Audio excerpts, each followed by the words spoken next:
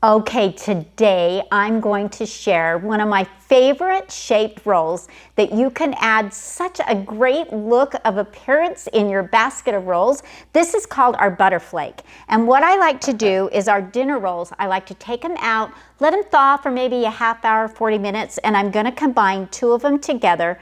That's going to be just the right amount to make one of these Butterflakes. If you happen to have Texas, you can do it with one Texas. So I just the dough's cold to touch, pull it to the back.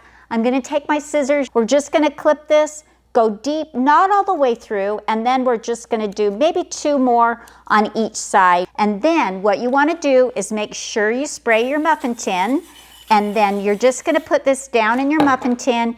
And then I'm gonna brush each flake in between with some melted butter. And then cover that with our plastic wrap. Simple as that. And you are gonna have some beautiful rolls that are gonna be in your basket for any of your fancy dinners that you wanna do. I spray it, I'm flipping it over, spray side's gonna touch just like that, and let that rise, double in size, 350, 15 minutes. Easy, out of the oven, and you have beautiful rolls. Maybe an extra brush of butter when it comes out of the oven. And thanks for baking with Rhodes.